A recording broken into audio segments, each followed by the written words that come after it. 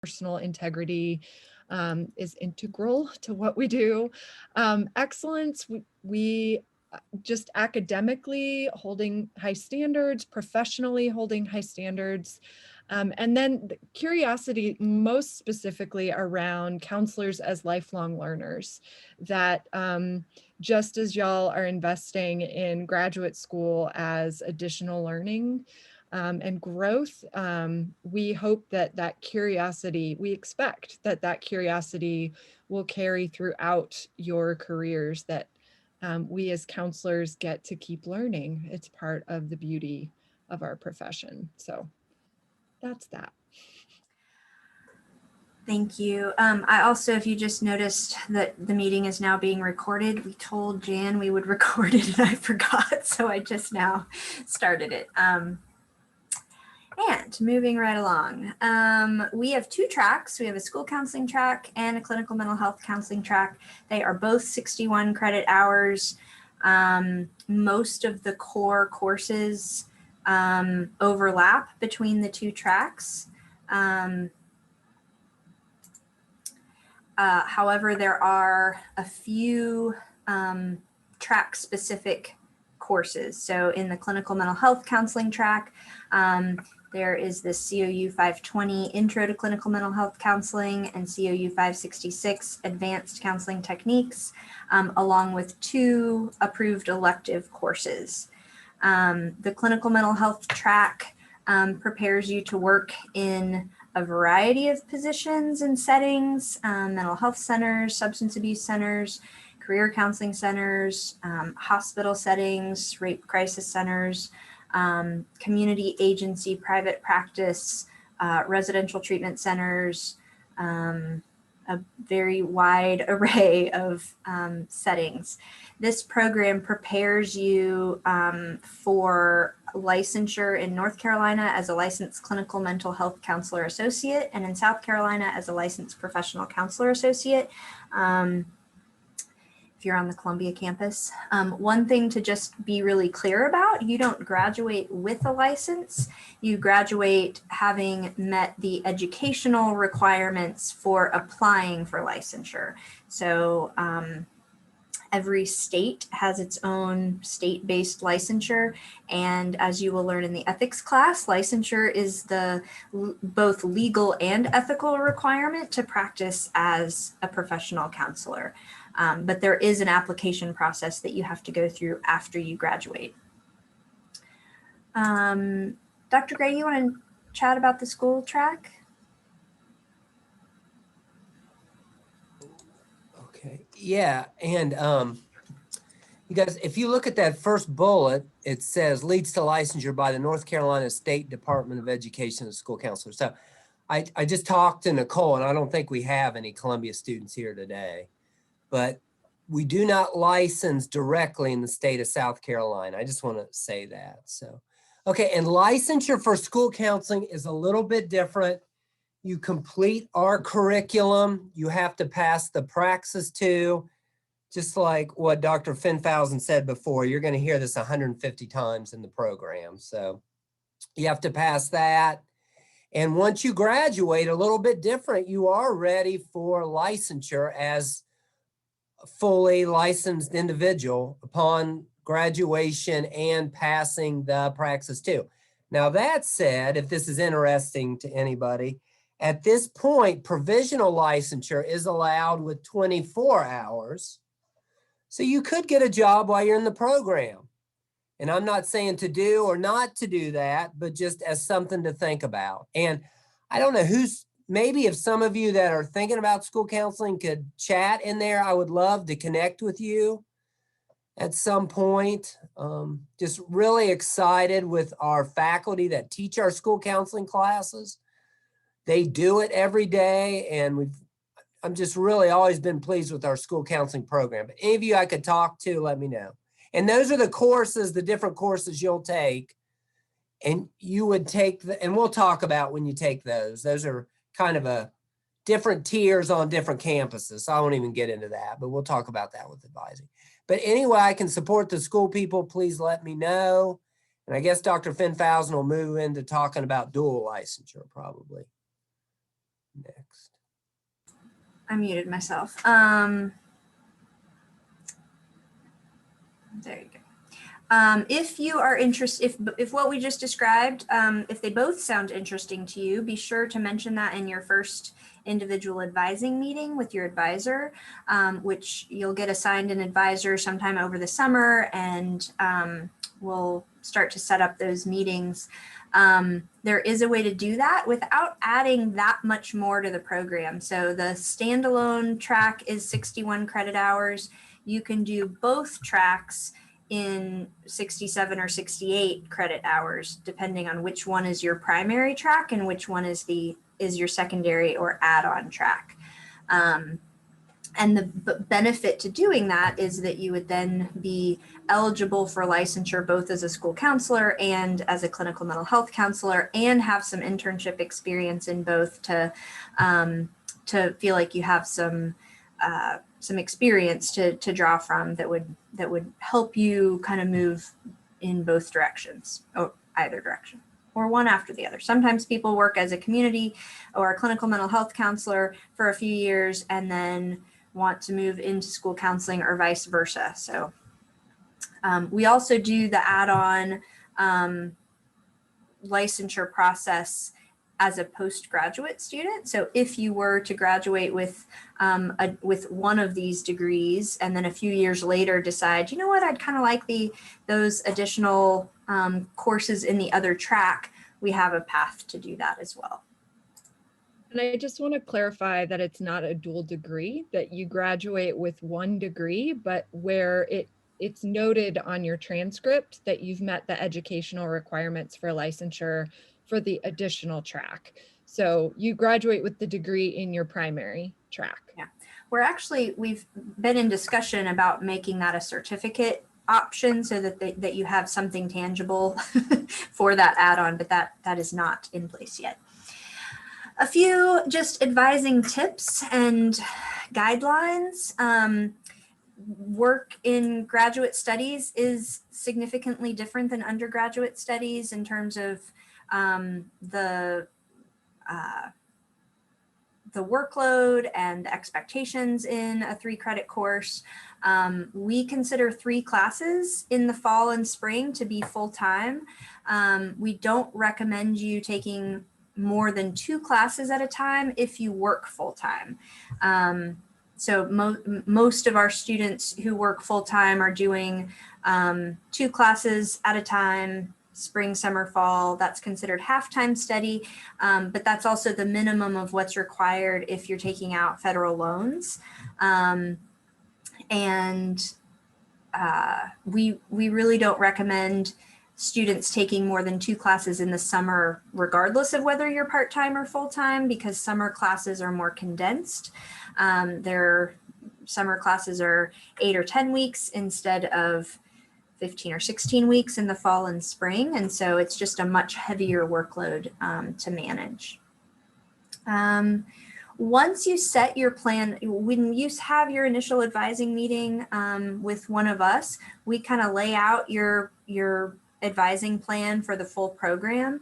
It's flexible in that we can make changes if there's a need for change on your end, if you change jobs or your work schedule changes or you have some family changes, students go on maternity leaves or take breaks here and there, or they say, you know what, now my kids are back in school and I feel like I can do 3 classes instead of just 2, or whichever direction we need to make some changes, we can do that, but we want to do that with our advising help so that we can make sure that you're still taking courses in the sequence that they need to be taken in, and so that you have the prerequisites needed to start practicum and internship.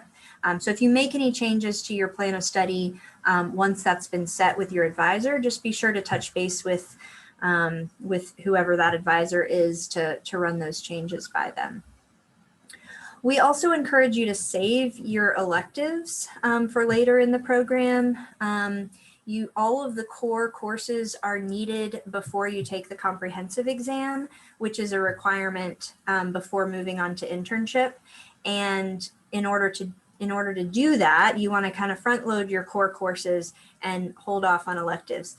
with that said, if you see an elective being offered that is right up your alley and you want to make sure that you don't miss an opportunity to take that, reach out to your advisor or one of us, and so that we can let you know if this is an elective that's offered regularly, that you'll have the opportunity to take again next year, or if this is a pretty unique offering, in which case we might want to help you rearrange your schedule in order to take it. For instance, the trauma elective is offered at least once. Now we've moved to offering it twice a year. So there's no rush to take the trauma class. It's going to be offered very regularly. There's lots of us who think it should actually be a program requirement. So you don't need to rush to take that class. But this summer, don't start with an elective in your first semester, so maybe this is a bad example, but this summer there's a narrative and storytelling class that students are like, I really want to take that. That's not something that is a really regularly offered elective. So just stay in touch with your advisor about things like that. Okay, this slide is probably going to make your head spin, so I'm going to try to just say the pieces that you have to know at this point. Our courses are offered in a variety of formats. We like that because it means that we can meet different students' needs in different ways. However, it makes this information a little a little confusing. Not to mention, right now during COVID, all of our courses have been offered either fully online and asynchronously, which means there's no class meetings, or fully online and with class meetings over Zoom. So technically all of our classes right now are called online because we're not meeting in a classroom. However, there are still these different delivery formats. We have weekly classes that typically meet every week for 3 hours. We have, at least on the Asheville campus, I don't know. No, you have theories. That's a kind of a double class. We have some classes that are fully face-to-face or fully face-to-face, but still every other week. So they're not hybrid, but they meet for a longer period of time. We have hybrid classes that meet in the fall and spring every other week with some online engagement on the in-between weeks. Like discussion forums or quizzes or maybe recorded lectures or webinars. And in the summer, our hybrid classes don't meet every other week. They meet weekly because they only meet for 8 weeks instead of 15 or 16 weeks. Then we have some classes that are offered fully online and asynchronous, which means they are not scheduled class meetings at specific times. There may be some optional Q&A meetings, or the instructor may offer some Zoom meetings or face-to-face meetings, but are typically pretty student directed with discussion forums and readings and quizzes and maybe recorded lectures. Yes. Did I say all of it? This summer, we're still operating entirely on Zoom or the asynchronous classes. We are hoping in the fall to move back to at least some in-person classes, though some of that depends on our classroom capacities and what's happening on the public health front. When you register for classes, right now, again, they're all called online, but some of them are called online and there's no day or time listed, which means that they're asynchronous online. There's no scheduled class meetings. They might say online and have a day and time listed, which means that they're meeting via Zoom during those times. You can also click on the course number. It's a hyperlink, and that will open up the course description, which also includes any specific schedule to it. Normally, so starting in the fall, the section numbers of classes can also tell you where it's based. So 80A section numbers are located in Asheville, 80C are located in Columbia, usually 50 or O1 are located in Hickory. And then section numbers that are 70 or 71 or 72 are the fully online or asynchronous classes. So we will help you with this when it is time to register each semester, but there it is, registration info. All right. Do you want to start with this and then I'll pick up, or vice versa? Either way, I can start. So we have, I think actually fairly early in the Asheville program, we asked our students what are some tips that would be helpful for us to pass along to incoming students. What do you wish that folks had told you before you started, kind of thing? And so this is some of what we learned from them, and we've added to it over the years. And so the first is around time management.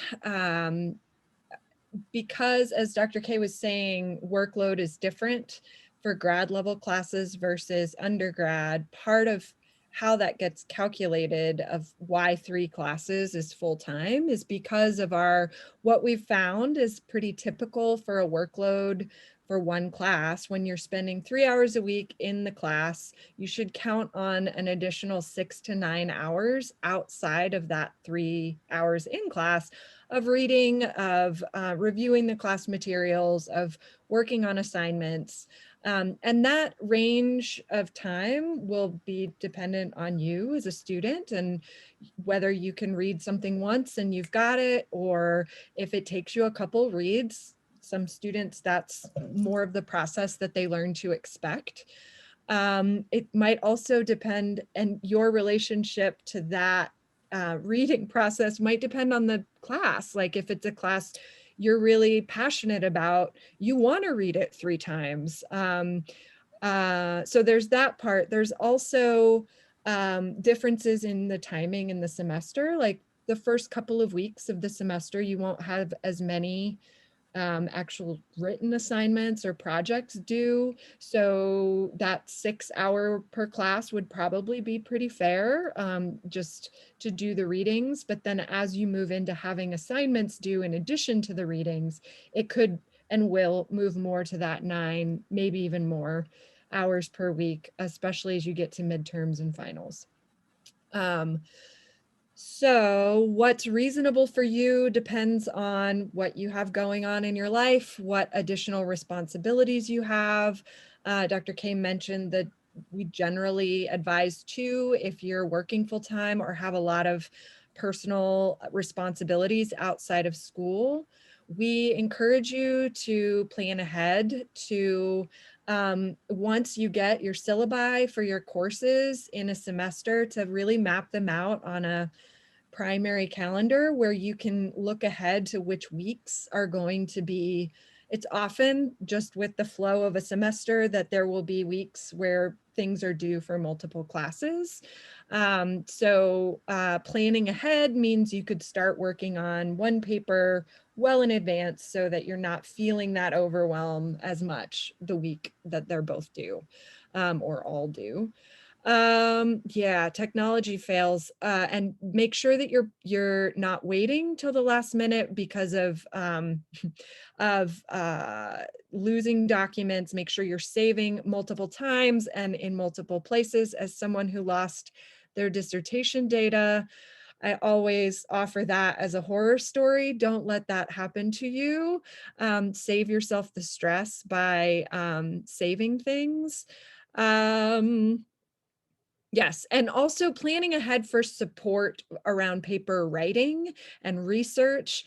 Those of you on the Asheville campus, we don't have a brick and mortar library with actual physical books, we do have access to the actual books in Hickory.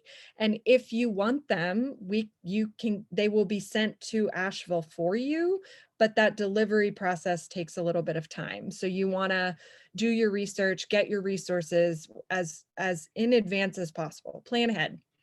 Another thing that we've gotten really good feedback from students about is around carving out the time and the space for grad school, and that as you're adding this into your probably already busy lives, that we encourage you to map out the time that you're going to be spending reading, prepping for classes, writing your papers, and the space in, especially with COVID, and being at home, finding spaces where you can be productive, finding spaces where you can go to class without interruptions.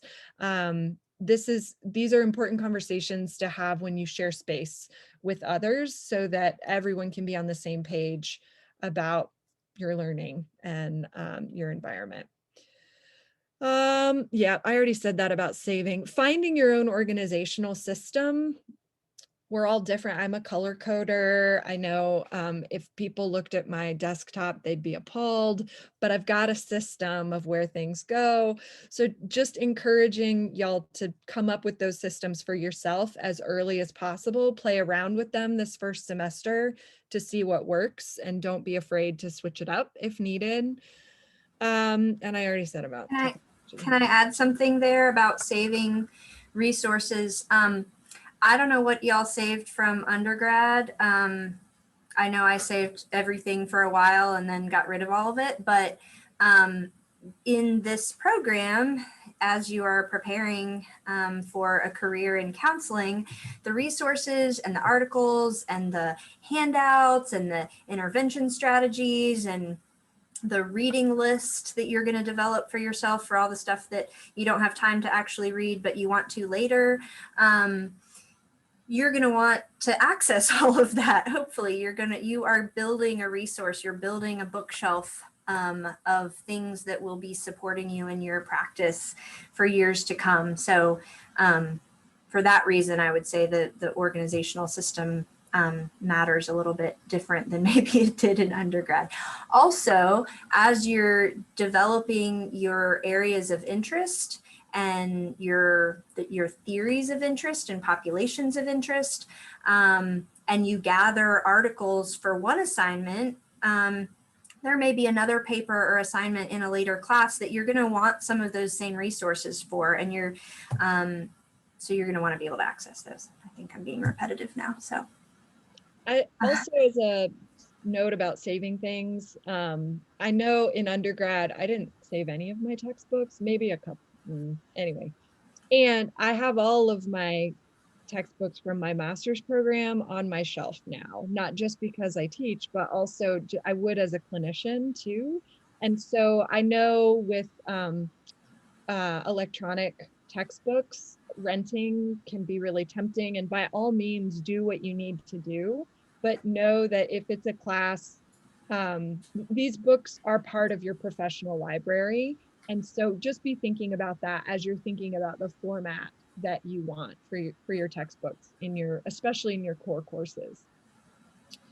You will hear us talk about self-care ad nauseum in this program, hopefully, because it's such a core piece of what we want for our clients. And so also what's important for us, this idea of not being able to pour from an empty cup, putting your own mask on before takes on new meaning, but like airplane oxygen mask before helping others, that type of thing is very, very much discussed in our program.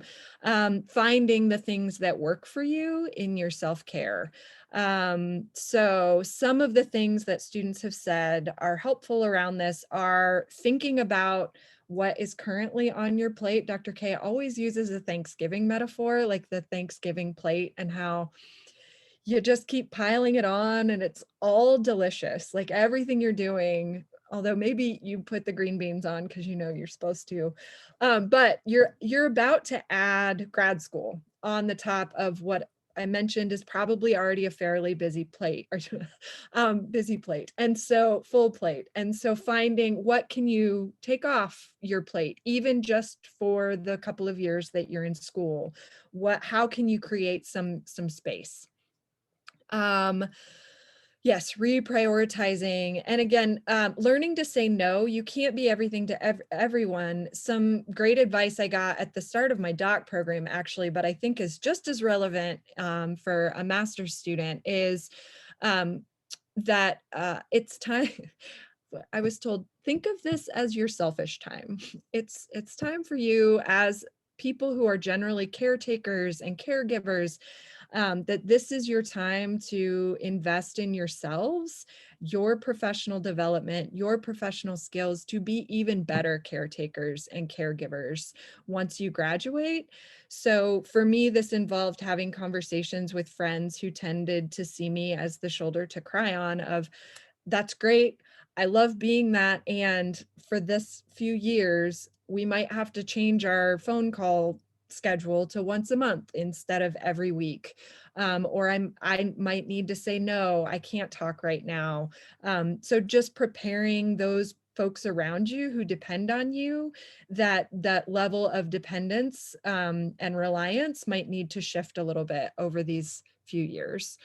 Yes, seeking out peer support. We are not, though we are not a cohort based model where you're set with the same group of people for your entire time in the program, we do encourage peer relationships.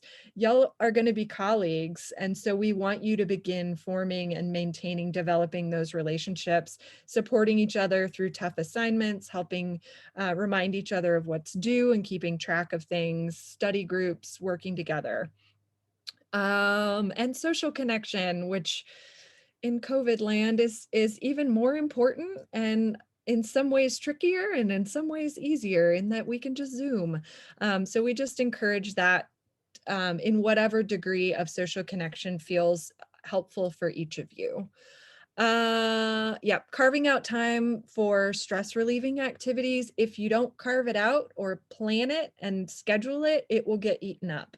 And so making sure that you learn to prioritize self-care activities from the start will be good practice as you move into your professional lives as well. Professionalism and accountability. We want to hear from you. We want to know what's going on. We can't help. We know our students have busy lives and a lot going on, and we work to be as flexible and supportive as we possibly can. And we can't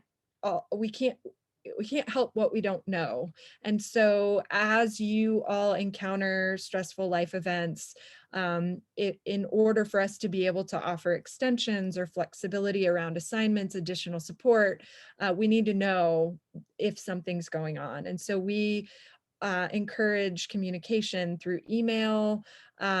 If you know that if you're feeling overwhelmed, the sooner you let us know, the sooner we can help you develop a plan.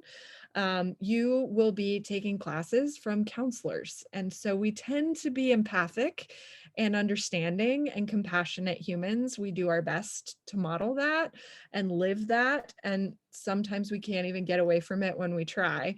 So know that you will most likely be getting an empathic, supportive response from us. But that we can't always offer that if we don't know that you need that from us. So we encourage that communication. Yeah, we talk about there's like a spectrum of students around. There's the students who, even if they have these like major life events going on, like a very sick parent or a very sick child, or they themselves are very sick, no matter what, they're like, I have to just get things done and power through. They never ask for exceptions or extensions. So that's one end of the spectrum. The other is the students who have a pattern of submitting things late and are consistently asking for extensions because of poor planning, for example. And so most students fall somewhere in between. And if you notice yourself getting to one side or the other of that spectrum, you might get some encouragement from us to find your way into the middle. So if you notice that you're over here, never asking for extensions, it's okay to ask us for some help and support. And if you're over here, you might hear from us, let's think about ways to organize your time with a little more intention. Um, Your Lenoir-Rhyne email is the way that you will hear from us from here on out. That's once you're an LR student, we no longer use your personal email accounts. So be sure that you're checking your lr.edu Gmail regularly. This is not only where we send out, you'll be getting announcements from the campus-based programs, but also from your instructors for your courses. That all goes through your lr.edu email. Canvas is also a place where you get messages. Most of the time, my Canvas is set up where my messages also show up as emails, but my emails don't show up in Canvas. So be sure you're checking both regularly.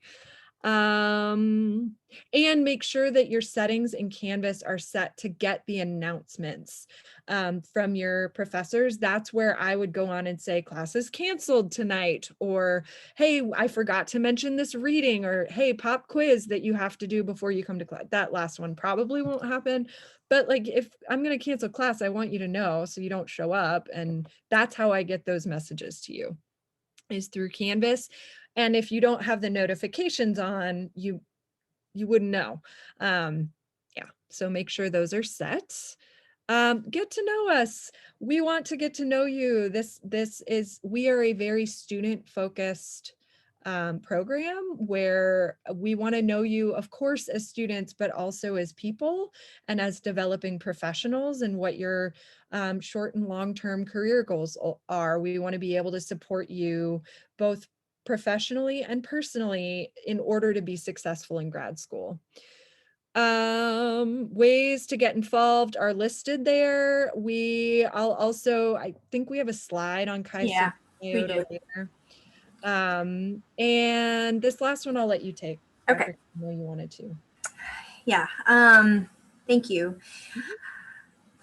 One of the things, this last is both a way of being successful in the program and is also part of an underlying philosophy of the counseling field. So you're going to, if you haven't already heard this term, be introduced to the term being a reflective practitioner, which means being open to feedback, being willing to pretty continuously be looking at yourself and your strengths and what's supporting your growth and what might be getting in the way.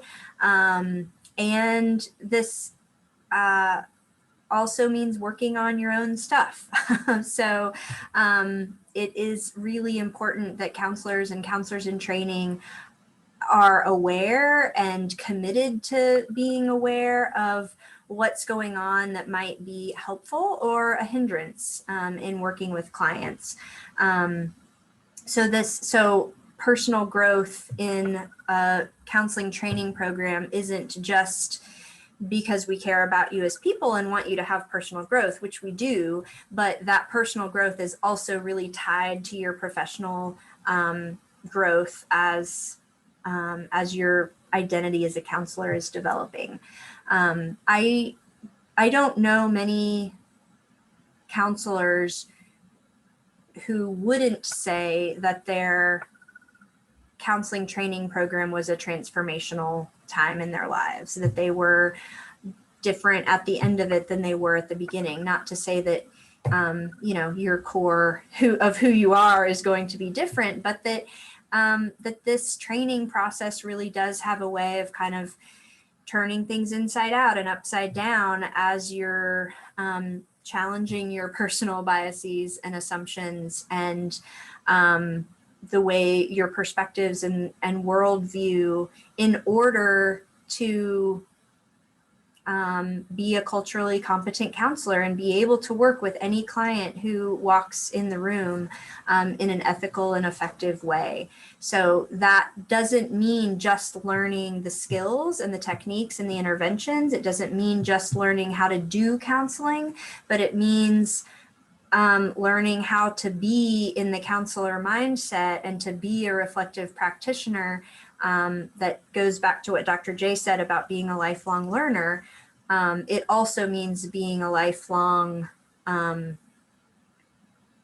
what's another word for just being open to growth. And I would be very wary of a counselor, even a very seasoned master counselor who said, I've learned it all. There's nothing left for me to learn. I've arrived.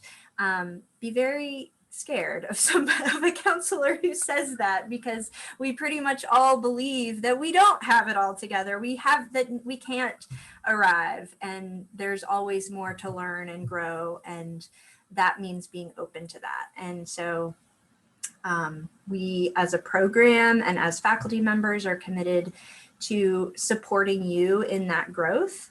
And part of that also involves our very vocal and intentional commitment to being anti-racist, and a program that is training students to be culturally competent counselors. So we're including that now at the beginning so that you're aware that that's who we are and what's expected in this program, and that will be infused throughout the program. Okay, I know we spent a lot of time on that handout, but hopefully that was all helpful Could I say information. Yeah, please do. you guys, just a couple supports for you. We have got a, did you talk about Kathy Ivey already, Carrie? I'm sorry. No, I didn't. Okay, so Kathy Ivey, I-V-E-Y, directs a writing center. And this is available to students on all 3 campuses. She does Zoom appointments. I consult with her with my own professional writing. If you want support with your writing, she's available. We also have a communication lab. And just as we kind of talk about ourselves, I went straight from a very large public university to graduate school, and I took public speaking, but I had some uncomfortableness in the amount of public speaking we did in class and presentations. If that's something you want to work on, that's an opportunity. And I think that would be Jeffrey Delbert, Dr. Finfausen, D-L-B-R-T. I'll look that up. So those are 2 opportunities. The other thing I wanted to say is, as we were talking about keeping assignments, please keep your syllabi. There are some people in this room that are going to move from North or South Carolina, and in 10 or 15 years, they're going to email us, and we hope we're here, right? But we may not be, to get our syllabi to you. Please keep your syllabi. And then Katie Woolman, did we talk about her at all? You guys, she's going to teach your career class. Is she teaching all the career classes now? She is. Perfect. She's going to be a great connection for you all. So, and she's over our career center on campus. So thank you. That's all I have. So we had the writing center info on this slide. I will add the info. I'll look it up and add the info about the communications lab. That's great to know. We will also be passing along a handout with some academic writing guidelines to get you started. We had some updates. We've moved to the 7th edition of the APA manual and some other updates. So I'm not going to send that out tonight, but we'll make sure that that's available to you as well. Okay, so now we're moving in. Do you guys want a stretch break? Why don't we take like a 5-minute restroom, get a drink, stretch break, and we'll start back at 5:35.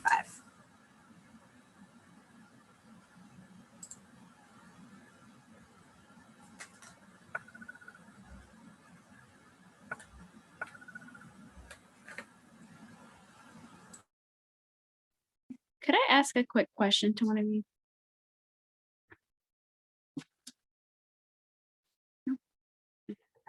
Oh, can you see me nodding? I guess you couldn't see me nodding.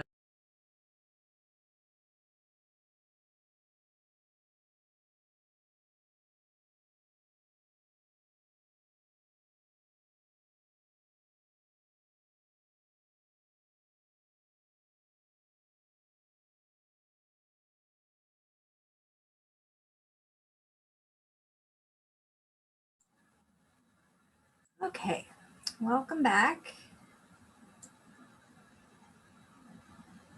We are moving now into just some more logistics that will help you get started with some of our different systems that we use. Dr. J already clarified that your email is the Gmail. Canvas is the classroom management system. So you should have, once you log into Canvas, you should have a little a tab for each of your classes. For those on the Asheville campus, we have an Asheville campus Canvas site that I will add you to. So sometime next week, you should get an invitation to join the Asheville Counseling Canvas site. Please accept. That is how we send out most of our campus specific announcements and information. And then MyLR is where I think most of you are registered. So that's where you went to register for classes. That's where you can see your schedule, your unofficial transcript. That's where you pay your bill. And at the end of the semester where you can see your grades. So MyLR is the university-wide like business hub, whereas Canvas is class specific or program specific. Your password is the same for all three of those. So if you have trouble logging into one, chances are you're going to have trouble logging into all three. And that's when you need to call IT to reset your password. You're supposed to get reminders when it's time to reset your password. But sometimes those reminders like come over the break, over a holiday break where maybe you're not checking as much and then they expire. But know that about once a semester, you're going to have to reset your password. I'm not going to get into the library password right now, but we will make sure that you know how to do that when you need to. And as also that you're expected to check your LR email regularly, and that, as Dr. J said, checking messages within Canvas isn't the same as checking your email. So every once in a while we have a student who like a month or two into the semester says, I'm not getting any of your emails, and we figure out that they're only checking the messages within Canvas. So just heads up. Okay, you want to talk about CSI? Yeah, CSI is our shorthand for not crime scene investigation, but for Chi Sigma Iota, which is our International Honor Society for Professional Counselors. You can read the points here and within our program, there is an Asheville-based chapter, and there's a Hickory and Columbia-based chapter. And so once you have been admitted to candidacy, as long as you have a GPA of 3.5 or higher, that you would be eligible to join CSI, whichever chapter meets your where you are as your primary campus. So that is something to look forward to once you get to that candidacy point, which we'll talk about more in a minute. And in the meantime, CSI chapters have different goals around some focus more on professional development opportunities, service opportunities in the community, others also social events. And so our two chapters have sort of their focus depends on who's on the leadership team that semester and what the students want. So there's some fluidity about that. One of the things that we do try to stay consistent with is the opportunity for social connection through CSI sponsored events. So one thing to pay attention to is if you see events that CSI is sponsoring, even though you aren't yet members, you're always welcome at those events. So I know on the Asheville campus, we do a welcome back picnic, usually in early September. And that's sponsored by CSI and open to all students. Also, sometimes they'll bring in guest speakers or do sort of professional development activities that I think are pretty fun. And so know that you can still go to those even if you're not yet a member, and be thinking about this as an opportunity for further involvement in your professional community and in your counseling program community as well.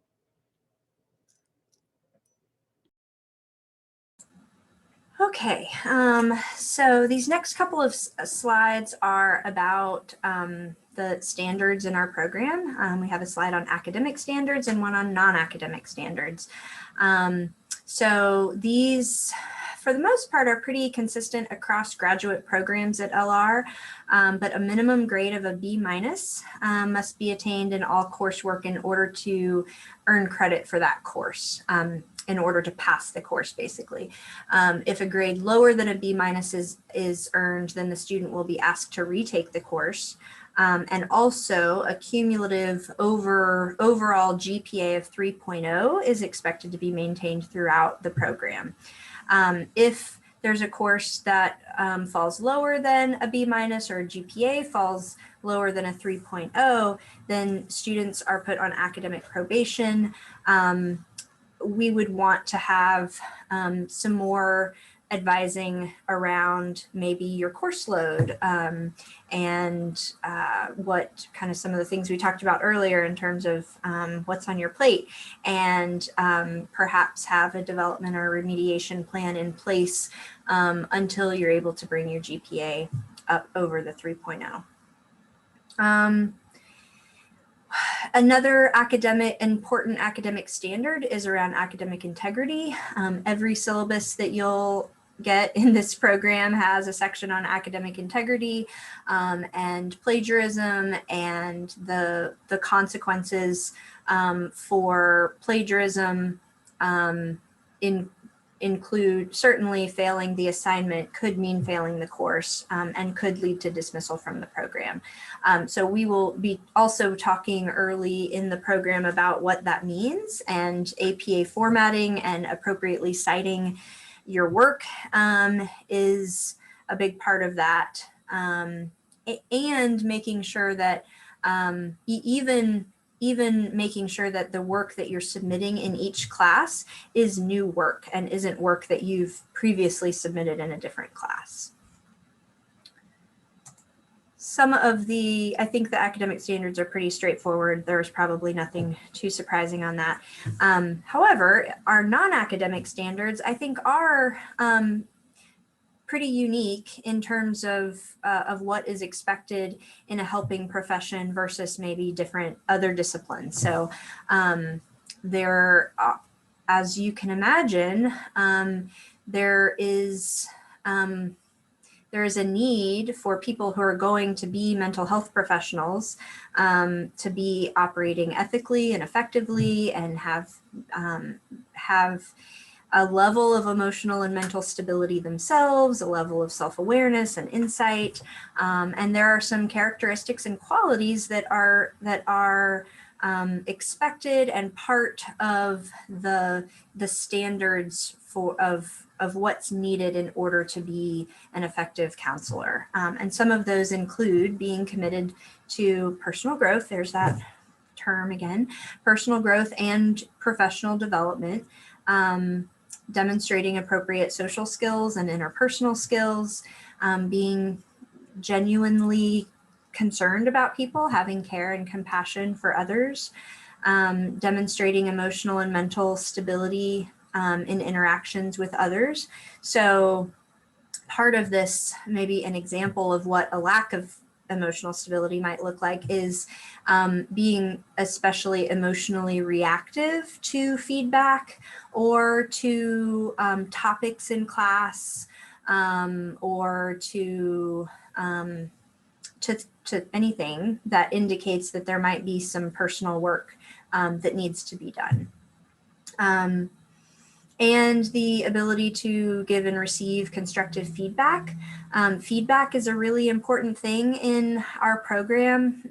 Maybe not in every class, but especially in skills classes and really experiential classes. There's a lot of feedback provided to you as well as opportunities to give each other feedback. And that's an important skill to develop for counselors.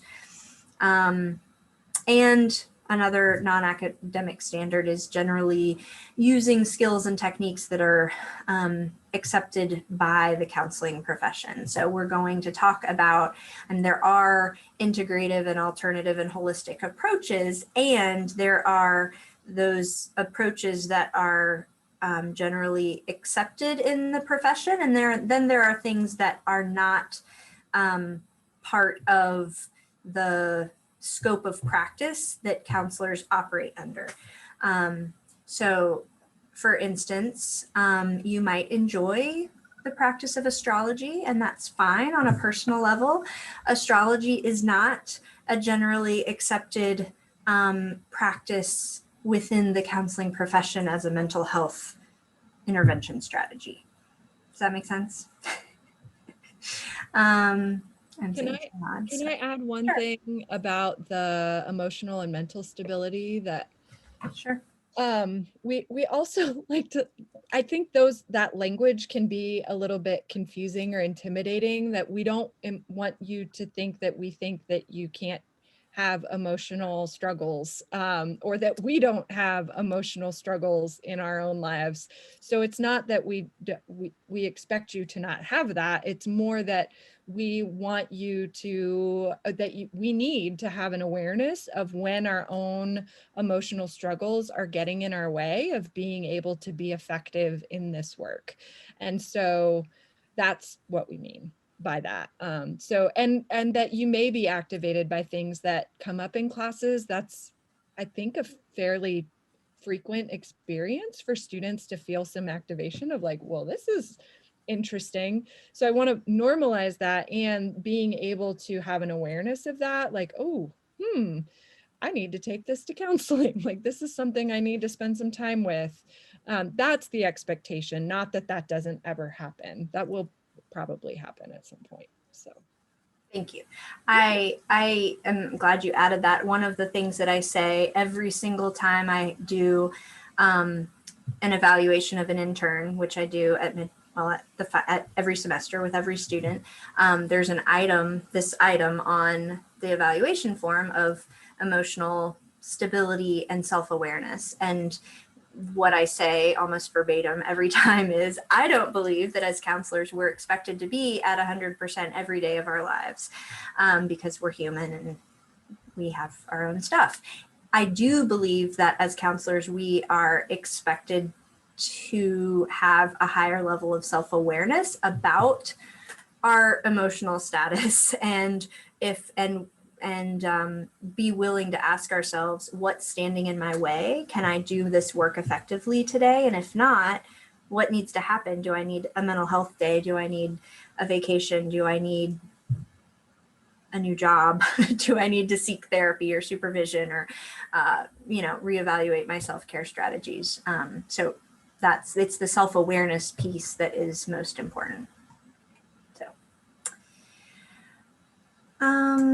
Okay, so after we've listed those standards, the student evaluation process in our program has many pieces to it. We have a regular student review process that happens at certain points in the program. We have transition points, which are on the next slide, kind of specific milestones in the program. We use a form called the Counselor Competency Scale Revised, the CCSR. It is a published instrument that's used in counseling programs to evaluate clinical skill development, interpersonal skills, and professional behaviors. And that evaluation form is used at several points throughout the program. These are those milestones that I mentioned. So the first milestone you've passed is being admitted to the graduate school and starting some counseling courses. you are not yet admitted as a candidate in the counseling program. So our admissions process is kind of a two-step admissions process. There's this first step of being admitted to the graduate school, and then after you have taken a few introductory courses, you'll apply for candidacy, and that includes not as detailed an application process as you did for admission to the university, but it does require a statement, a reflective statement of your growth and development and your readiness for moving forward in the program. It requires successful completion of 3 specific courses. You can take other courses as well in these first couple of semesters, but the 3 specific courses that need to be taken before you apply to candidacy are theories, ethics, and techniques, and generally meeting academic and non-academic expectations at that point. So a couple notes about candidacy. What I just said may have caused some anxiety, so want to honor that. And it's not meant to be an arbitrary weeding out process. We don't have a quota. We're not trying to, only pass a certain percentage of students on beyond candidacy. It's not like, I think in med school or law school, they say something like, look to your left and look to your right, and only one of you is going to make it. Like, we're not trying to do that. However, there is an ethical obligation, professional and ethical obligation of gatekeeping in this profession that is that faculty are obligated to make sure that people are moving through the program have the potential to be successful and to do this work ethically and effectively. And so if there are academic concerns or clinical concerns or ethical concerns about moving forward in this path, the candidacy process is the opportunity for us and for you, for students, to really confirm that this is the path you want to be moving forward on. So that's candidacy. We will talk more about that and answer questions as you move through. The techniques class is the one at the end of that class is when you'll apply for candidacy. So that's usually the class where we talk more about that and how to prepare for it. Then there's kind of this big gap between being admitted to candidacy and taking the rest of the core coursework before being eligible to start practicum. So you're usually starting, if you're taking 2 classes every semester, then the program is 10 semesters long. And practicum and internship are usually your final 3 semesters. So you will have taken all the core coursework and you're ready to start practicum. During your practicum semester, you'll take the comprehensive exam, which is a content exam, to make sure that you have the content foundational knowledge to move forward and to begin internship. And then during internship, you will do a specialty capstone project during your last semester of internship, which is like an application-based thesis. So it's like a big case study. There is some research involved, but it's not conducting a research study. It's doing an application case study. And then you'll be eligible to graduate after completing internship and the capstone and all of the other core courses. I hope that all makes sense. And moving right along, we like to just give folks a heads up of things that you might want to budget for. I appreciate about Lenoir-Rhyne that our graduate courses are tuition by the credit hour, and there are not a bunch of extra recreation fees, student activity fees. There's not a bunch of extra fees attached to it. Your tuition is your tuition. However, there are some program specific fees that that are professionally related. So there is a background check that you'll be required to do during the ethics course in the fall. Liability and student liability insurance is required throughout the program. It comes complimentary with your student membership in the American Counseling Association, but your student membership in the American Counseling Association costs money. So it basically costs $97 a year.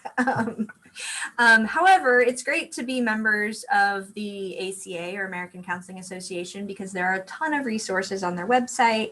They have podcasts and webinars and a free ethics hotline that sometimes I encourage interns to call if they have a question they're stuck on. Once you're graduated and licensed, they also provide free monthly CEUs, or continuing education credits. You don't need those now as a student, but it's a very helpful organization.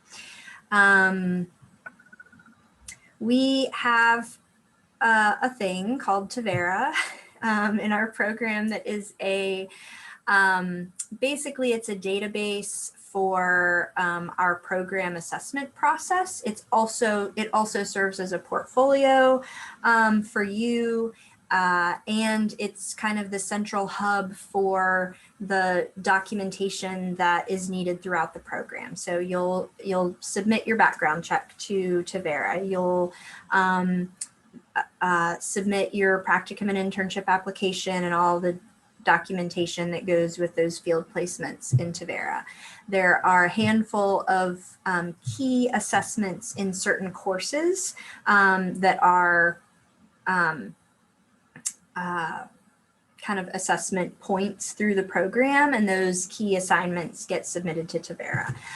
So there is a one-time subscription to Tavera that is added to your first semester bill. Dr. J, do you remember what that is? It's either $195 or $200. I can't remember. There you go. So that one-time fee. The other great thing about Tavera, we actually just transitioned to it this past year. And one of the things that we like about it is that graduates, because it's a lifetime subscription, graduates have access to what's in it, and it can also be used to track your licensure hours and supervision and the tracking that has to happen as you're working towards full licensure, even after you're no longer affiliated with our program or as a current student. There are some of the practicum and internship includes some field experience fees. When you get to practicum and internship, at least pre-COVID, students were required to have some kind of digital recording device in order to submit sessions for supervision. During COVID, most of our students have been recording on Zoom, but each site may have different processes for that. So know that there may be the need for a recording device, but once you get to practicum and internship, so don't worry about that yet. There are exam fees for the comprehensive exam that you take during practicum, and those are the fees that are required at some point in the program. We also just like to give you a heads up that the licensure exam, which is the NCE, you're able to take while you're still an intern, and that the cost of that is around $350. If you do choose to join CSI, there's national dues that are $50, I believe, and our chapter dues are $25. As you move through the program and start to develop a little bit more of a professional identity and want to explore interest areas and specialty areas, you might be excited about joining some other professional organizations. The American Counseling Association has, last time I checked, 19, but they change sometimes, subdivisions that are based around interest areas. There's the North Carolina Counseling Association. There's And there's lots of professional organizations, and they all cost money to join. And their conferences are great, and their conferences cost money to attend. So just know that those kinds of professional development activities usually cost money, and there are usually student discounts while you are a graduate student. I think that's it. Did I forget anything, Dr. Gray or Dr. Jordan? Okay, 6 o'clock. We're doing well. I am not going to go through the student handbook with you because it is over 200 pages. It will be available to you in a couple of different places. We usually post it in the Canvas site in the theories and ethics courses that you take in the fall. This summer, we will make sure that they are in the orientation Canvas site that I believe is made available to all of you. We will also just email it out, email a link to along with the handouts to all of the new summer students.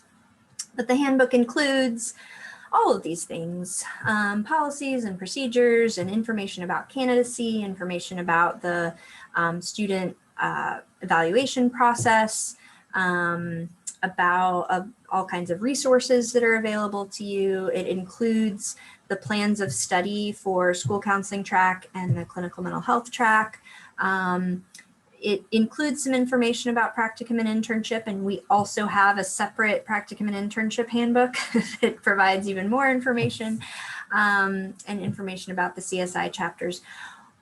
The student handbook is great, and you should have access to it and know that it's there as a resource. I will also say that we do our best to try to keep you in the loop and make announcements about things as they're coming up. So we'll talk about candidacy in the semester that you apply for candidacy. We will have a practicum and internship orientation about 6 months prior to you starting practicum, so we can kind of address the application process and any questions that you have at that point.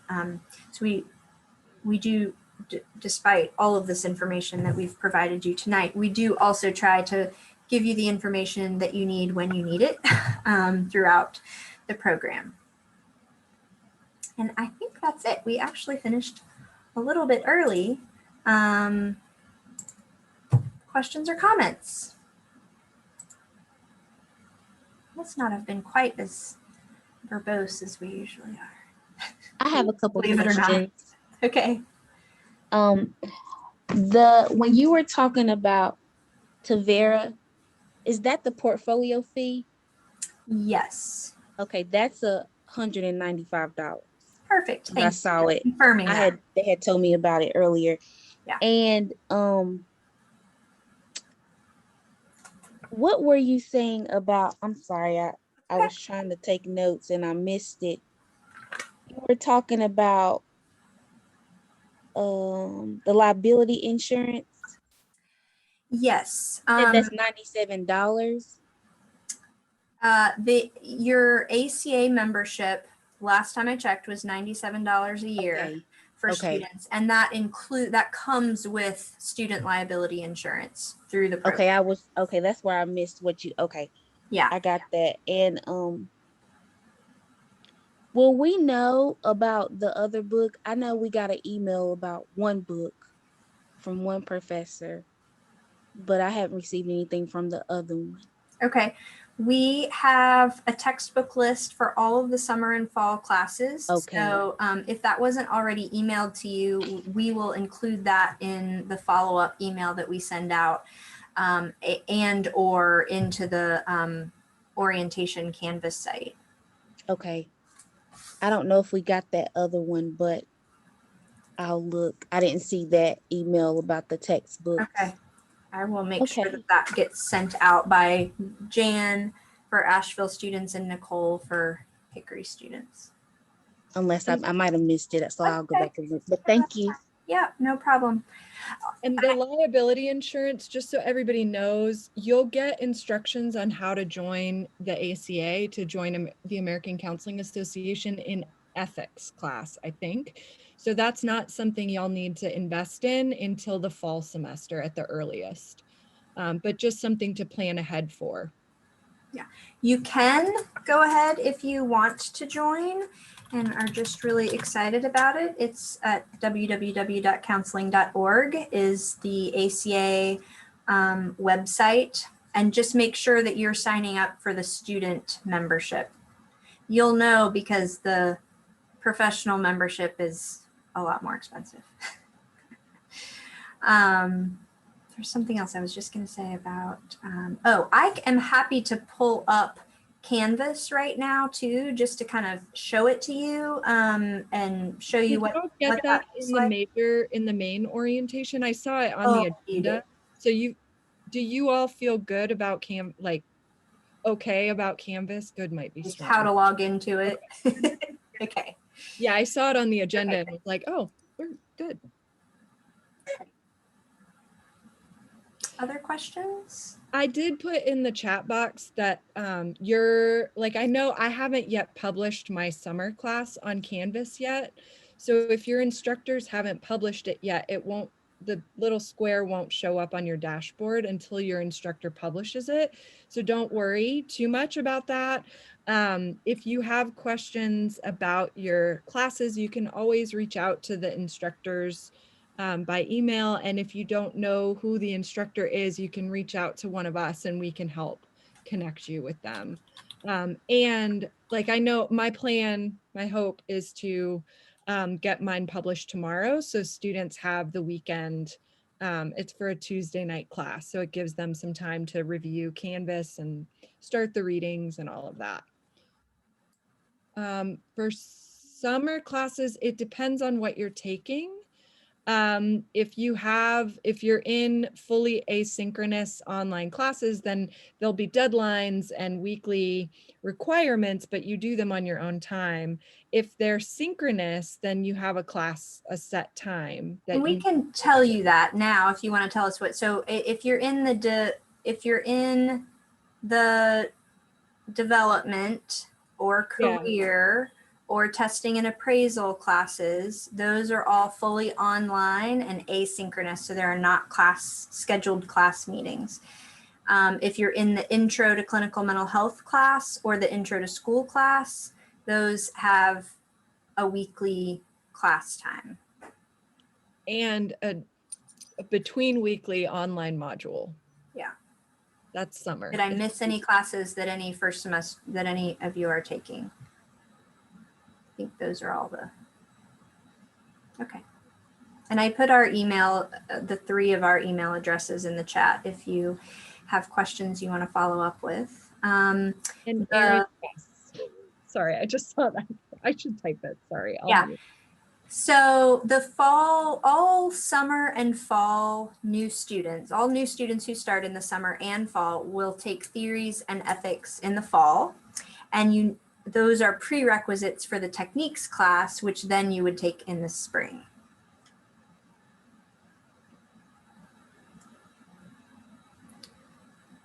Capstone is the final project during the final semester of internship.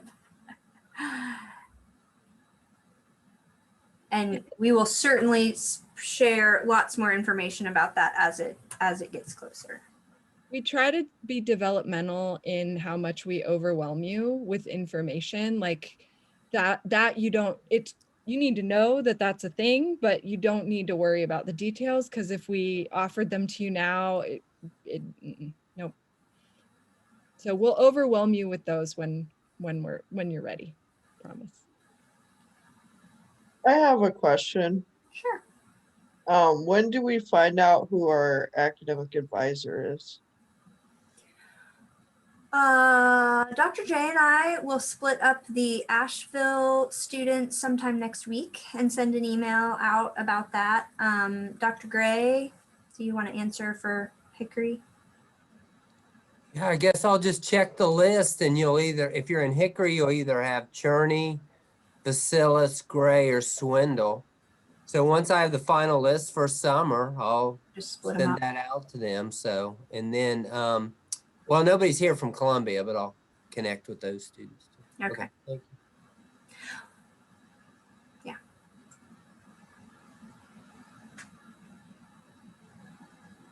Any other questions? I actually have a question about the face-to-face. I don't live near, I mean, I do live near, but not about an hour and some change. Oh, I'm sorry. That's I'm okay. about an hour and some change away from Hickory. So when we start going to that face-to-face, I would have to drive to get there. I mean, sorry, to in order to take that class, or is there like a online one? I'm not sure. Zoom. It depends on the class. Some classes are either fully online or are open to intentionally to be zoomed into for students from all three campuses. If it's intended to be a face-to-face on-campus class, then yes, you would need to drive into class for that. And I'm going to be perfectly honest, we don't know what post-COVID is going to look like.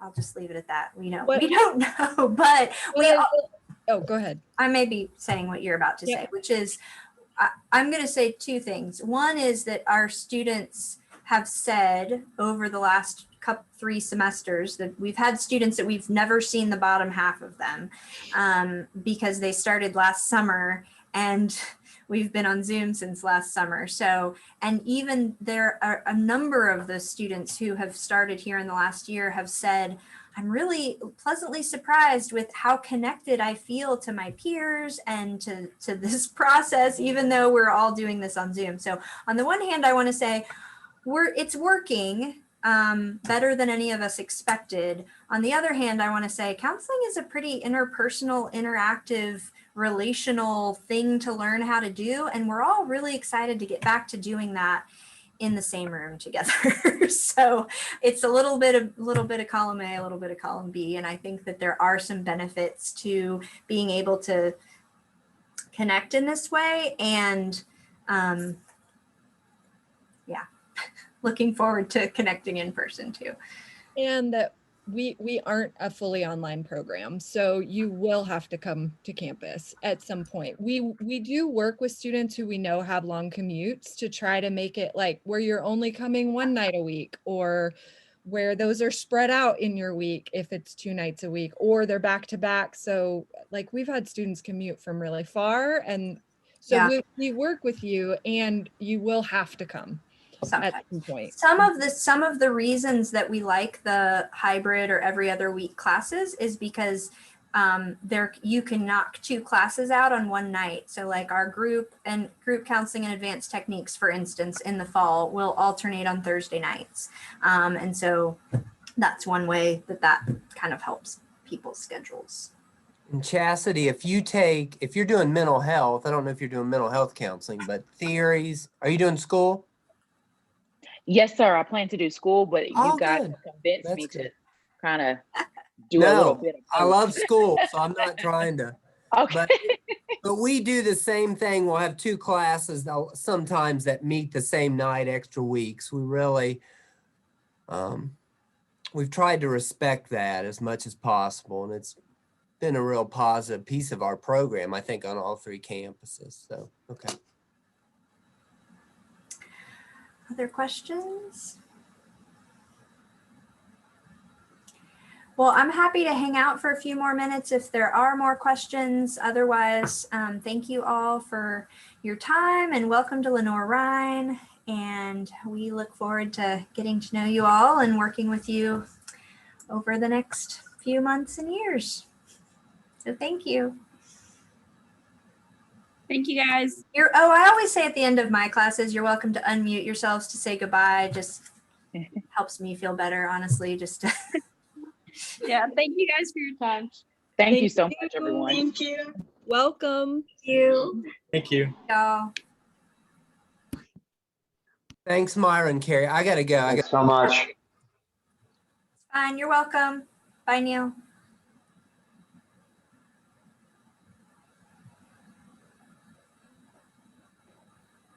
Dr. Kelly, it's Whitney again. I have another question. Sure. I'm just trying to think of everything.